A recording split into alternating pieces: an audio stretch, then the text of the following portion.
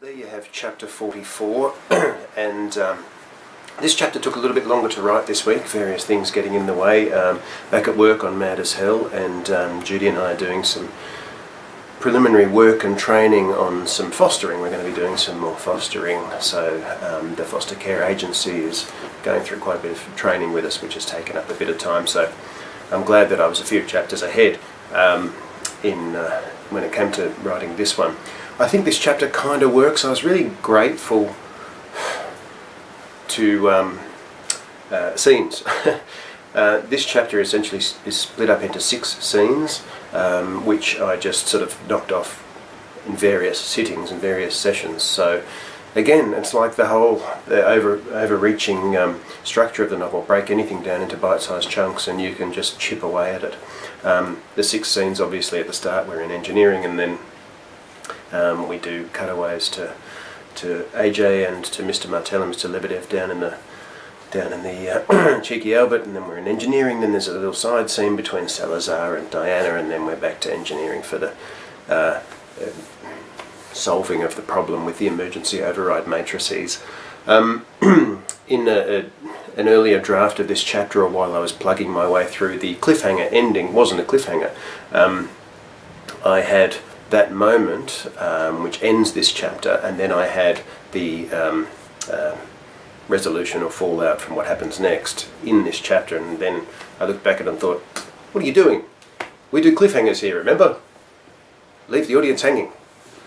It's one of the things about this whole project. I wanted to check in with Salazar and Diana and their tentative steps towards getting to know each other a bit better, and to actually addressing the past between them. Also wanted to explore Marie's synthetic human morality and ethics, and yeah, she is just stepping out into the wider world, and just exactly how human is she, and this potential sacrifice that she's making just when she's finally got out of her comfort zone. These are things that interest me, and I think there is more to Marie than meets the eye. There's more to Salazar and Captain Singh than meets the eye, and yeah, I am interested in exploring the inner lives of these characters when I get a chance. Again, the ticking off of other areas of the symphony that I meant to explore, and tangents, continues here with AJ going past the theatre, and a bit of rumination on theatre, and yeah, of course we have the 2 cowardly, shall we say, symphony crew members down in the Cheeky Albert. So hopefully some stuff happens in here, and of course there is the sort of minor tick goal of getting one step closer to their overall goal of getting the ship to change course.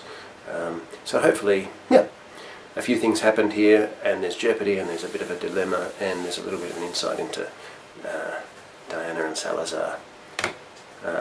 Yeah, as we barrel on ahead to chapter 45. See you next week.